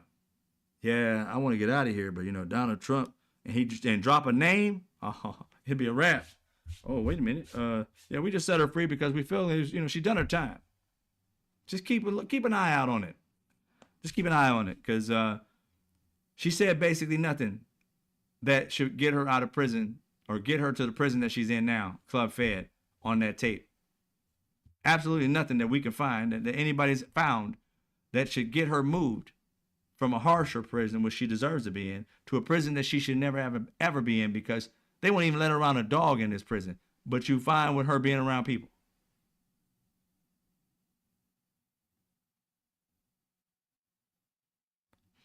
Mark my words, that lady's getting out, because whatever Donald Trump did, and trust me, Donald Trump did this shit. I mean, this is just the way I feel, and the facts will come out.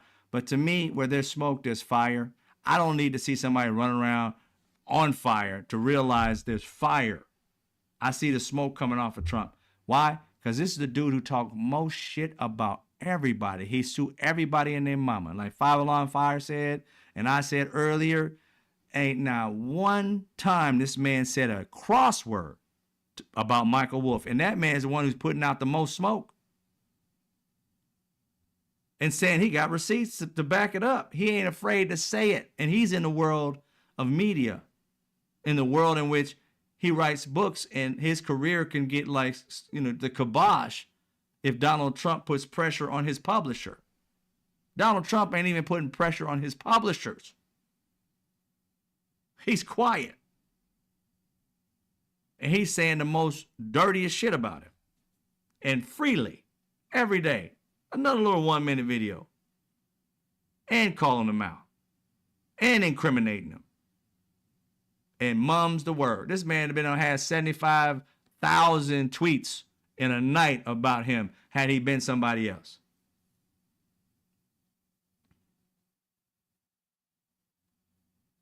And don't think Ghislaine Maxwell hasn't seen, Michael Wolff got some information. His shit's kind of timid. I got the real deal.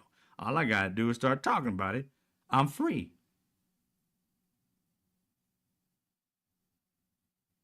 I'm just saying, we'll see.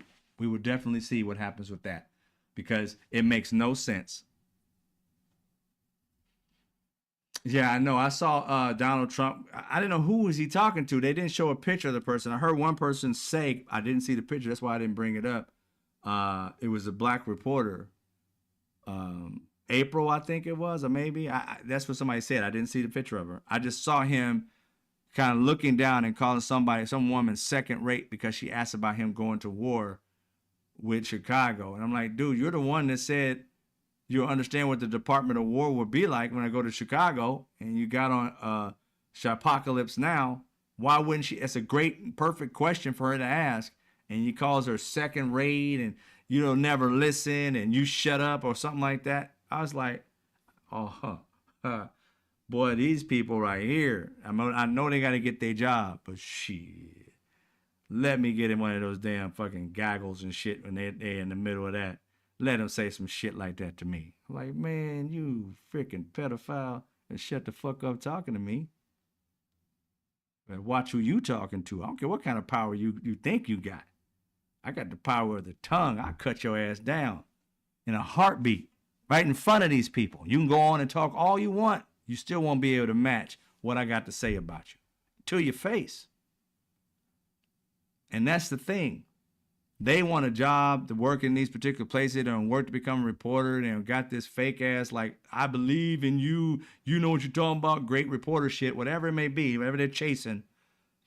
And therefore, they cower to keep their jobs instead of being what I feel press should be. People who stick the truth to a person hard, not like, well, do you really believe that this would be the truth? Would you really go to war? I'm like, you promised that you was going to a war with Chicago. Isn't that something that a dictator would do? Well, I don't see how it's a democracy when you're doing something like this. It's a dictator thing. Do you really like Putin? I mean, I'd be going after him. What is Putin's dictates like? I know you're sucking it. Boy, I'd be in trouble. I'd be in trouble. Cause you know, I would get this guy to smoke. Give a fuck about him being a president. I don't respect somebody who disrespects everybody else and asks for respect. I respect the office, not the person in it. Only if the person deserves that respect. And this man doesn't deserve it. He barely deserves the name man.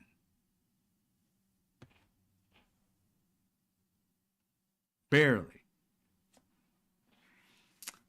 So that's what, I had to talk about today, because I am pissed off at how these reporters and anchors and shit, how they really address these issues. And I understand, you got to be cordial. You ain't got to cuss like me. You ain't got to get all, up in their face and shit like that. But at a certain point, you notice what you see, the Republicans always come raw. Like that Scott Jennings, he's always cutting people to the quick, saying some of the most disrespectful shit. And then if you just say one disrespectful thing to him, he's like, oh, he gets all huffy and puffy. Always talking shit. And this is what I want to leave with Democrats and some of these anchors. These Republicans, I want you to understand something, ladies and gentlemen. And this is what I kind of like brought to you today. Is I brought you pretty much I brought you the truth, but I brought you in a MAGA like Republican style, in a sense. I brought you the truth, but I brought it that heat like they do. Now here's the thing, what I want to tell you about Democrats, what I mean by that is that if right now the Republicans had documentation that had Clinton, Bill Clinton, a Democrat, writing what Donald Trump wrote, you hear me? They would be calling Clinton a pedophile all day on Fox. No evidence needed. Just constant drilling of him being a pedophile. How do I know this? Because they had nothing on Joe Biden but him kissing his own granddaughter on the head at the funeral of their son, Beau. Kissing her on the head. And they made that sexual. They had it everywhere promoted. Fox, these other places. Every time they show, he's kind of like frisky with the kids, whatever, and they show him walking up to somebody and he kissing them, he go in their ear just like grandpas would do. Got some candy, and throw it up in there, you can have it. All the kind of crazy shit that grandpas do and shit. All he did was that. They had him as a pedo every time they had a chance. They didn't have no proof, nothing. They just went at it. They didn't worry about getting sued by Joe Biden, none of it. What do Democrats do and what do the regular news do?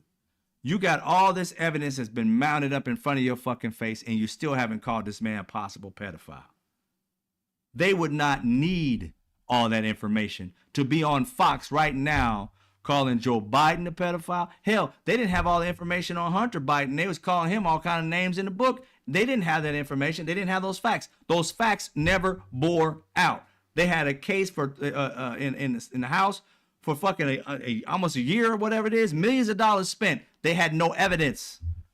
But in the court of public opinion, they put that shit out there like that person was guilty 100%. In the court of public opinion, that's why you have all these Republicans out here saying all this misinformation, because Fox has no problem lying to people. Fox has no problem reaching and coming out of their pocket later, and continue to reach after they came out of pocket, because they got full pockets. Their pockets never empty. It is Democrats who are always worried, oh, well, I can't say that because it's not necessarily true yet. Well, you do have speculation. You do have the court of public opinion. And you do have information, not shit that you just made out of fucking thin air. You literally have a photo, graphic, whatever, drawing of Donald Trump matches his signature back in those days. You have it. Wear that shit the fuck out. Ask Donald Trump every time you see him. If it's not you, we've matched it. Hey, how about this, MSNBC, CNN? Take his actual signature of Donald from something that you know is his.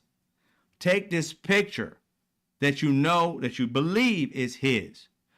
Why don't you invite somebody who is a handwriting expert to give you an analysis? Why don't you send it to them, however long it takes them to do?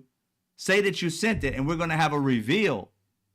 Is this Donald Trump's signature? So that we can shut these damn Republicans up, or embellish it and say, well, it's not him.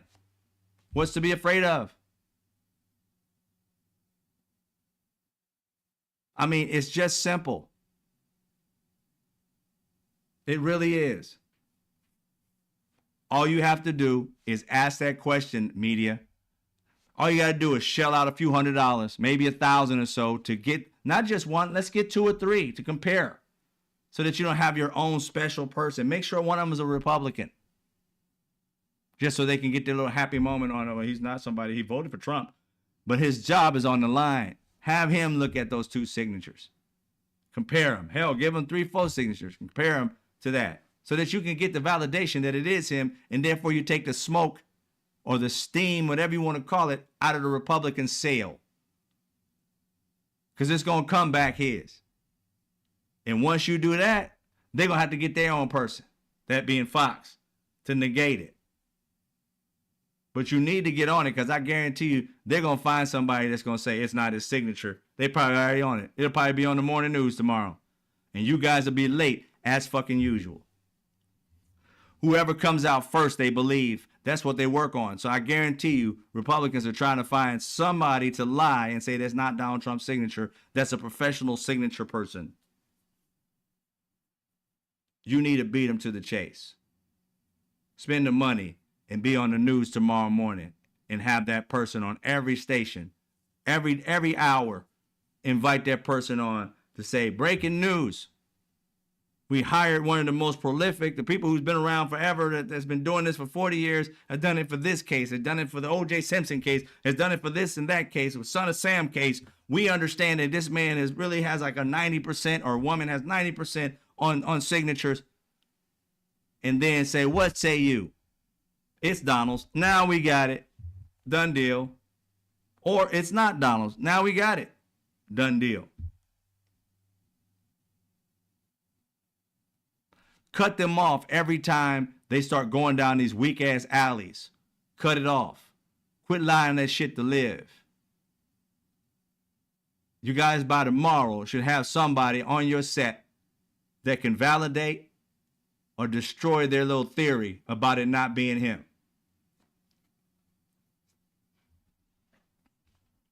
And then we can move on to the reality.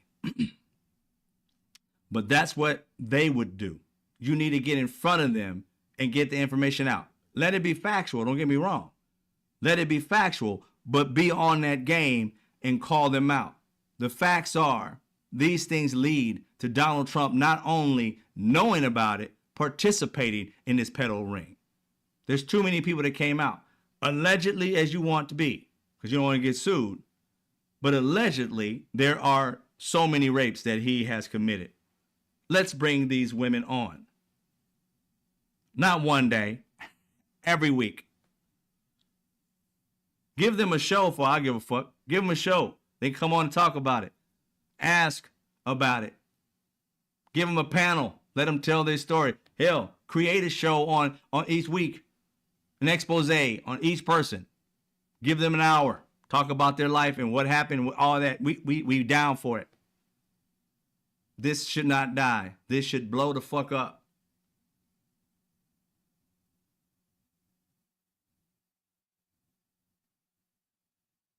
And for those who are victims of it and survivors now, we won't stop. At least I know I won't.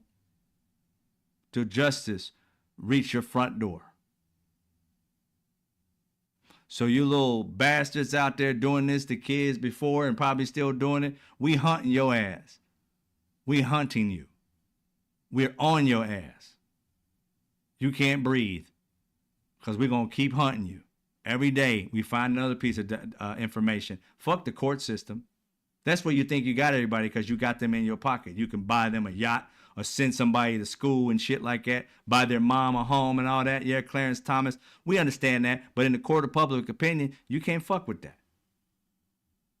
You can't pay nobody off for that. And as we get this evidence that we need, we'll charge you as guilty in the American eye. Because evidence mounts up. Whether it belongs in a court or not, who cares? These girls didn't have opportunity to go to court. So it's all about the public, and we got to figure that out. I don't give a damn if the courts move past it as far as like, oh, it's been so many years, and no, you can't do it, whatever. I don't care about that. Your pocketbook deserves, it's focused on us. You stay wealthy because we buy it. But once we out you, just like we done before with anybody being outed, a Karen or whatever, we can do what Donald Trump was known and famous for. Look at you and say, you're fired. And don't buy another fucking thing from you. Keep living off what you got. I'm pretty sure you can. But if you keep living like you're living, you will be broke. Because we ain't going to buy shit from you. And I know you guys are put everywhere, diverse everywhere. You got gas and oil and all that shit that we can't not buy from you. But when we buy less, it hurts. It really does. All right, ladies and gentlemen, I appreciate you big time. You guys have a great evening. As always, we do this because we love the facts. We love truth. We love exposing people for what they are. It's not going to be something that's going to just come out if they keep on waiting on the courts. The courts themselves have proven themselves in many cases, not all, but many cases, to be corrupt. For the Supreme Court to say that, basically stop and frisk is legal now after it's been ruled illegal in many states, the Supreme Court is like, oh, let's see where it goes. Well, what do you mean let's see where it goes? They're going to start pulling people over because they look like immigrants, they look like criminals, and there's no fucking such thing.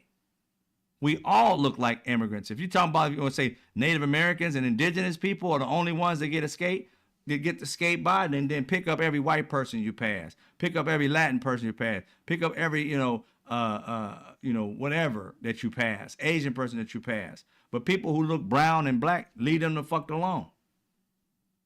The indigenous and natives. Then you change that bill real quick when it turns out the cops are always picking up white people because they're immigrants. They look like immigrants, people who shouldn't belong here because it wasn't their native land, right? Yeah. That's why it always whenever you hear people talk about, let's give it a chance. Would they give it a chance if they said, let's pick up every white person that looks like a criminal? That looks like an immigrant? Would they give it a chance then? Fuck no. It would never pass. So if that would never pass, then it tells you what they're doing is highly fucking racist. Because you wouldn't be picking up white people that look like criminals. Because you don't believe white people are criminals, even though they're the most criminals on this fucking earth. All right, ladies and gentlemen, y'all have a good night. Y'all be safe. Much love to y'all. I'm gonna keep bringing the truth, heat it sometimes and loving care other times. You know how I am. I'm working on this avid solutionist thing because I'm ready to get to solutions. I'm ready for us to move toward a solution era in our life that we're focused on big solutions. And I mean creating opportunities, wealth, industries, all this type of shit, and plus whatever is going on in your life. I have a certain set of skills that reminds me of the movie, uh, Taken, but I have a certain set of skills and shit that I can be able to help people come to solutions. It's just a gift I have. So if you have problems, you can be able to present them and then give me a few days, and then I'll try and do a show just specifically on your particular issue and provide solutions for you. Very beginning, it's gonna just to show you that I can do it. It'll be something that'll be free, but after that, it'll be charges for it because it's like I'll be spending hours and days researching, trying to give you an actual solution. But first, I'll prove myself to you, and then we'll move on from there. All right. So you guys look out for the Avid Solutionist show. It's gonna be fun. I want to really kind of deal with all my assets. One of the things that I first started doing social media was teaching people about Black brilliant people in American history because I didn't know about them. I wasn't taught about most of them when I was a kid, and finding out who they were gave me, I was turning like 50 at the time, 49, 50. It gave me a new perspective on life, realizing how brilliant Black people had been, and how it had been hidden from America, like most people didn't know. As I put out more and more information about one person that I found that sometimes would make me cry because I've been an inventor pretty much my entire life, for things. And when I saw these different people, I was like, wow, right? Wide-eyed, teary-eyed. And then Avid Solutionist is something that I've always created solutions for. I want to be able to share some of those stories, and not just, Black, but all stories as to why people created solutions. Oftentimes we say, oh, this person created this, right? And then you start to ask yourself, but why? What was the longing thing that made them come up with it? What was the issue that was happening at that time? So the history of it is kind of fun. And then we think about the problems that we have today and how we can provide solutions for us as a people so that our kids can have a better life, have better opportunities, and make it a better world. We can't keep just reacting to the assholes. We have to get past them. And through that, technology, through using our brain power, our wisdom that we've grown to have, and passing it on freely to to the future, and being able to give them that wisdom and then providing solutions, it'll be a beautiful thing. And even people who do the same thing I do, love to have you on board to do it as well, because you can make a living off of doing that as well. But we first got to start giving this stuff to people, what we've learned, so that we can make it a better place to live, and make it so that we're secure. There's a way through technology to find these people who are pedos, I'm sure. Put our minds together and we could probably find them as well and expose them, forget them coming out. But there's all kinds of things when we put our minds together that can change the world. If back in the day when we were living in caves, for us to have phones that can reach anybody in the world, we've made miracles happen. All it takes is ingenuity, brain power, love for something, and wanting to truly solve something that really pains us as Americans or as humans. And I hope that show will be something that you guys will enjoy. So anyway, Avid Solutionist, look out for it. This right here, I appreciate you guys. I came on late. I'm sorry that I'm late. You guys have a good night. You be safe. Much love to you. And I'll see you when I see you.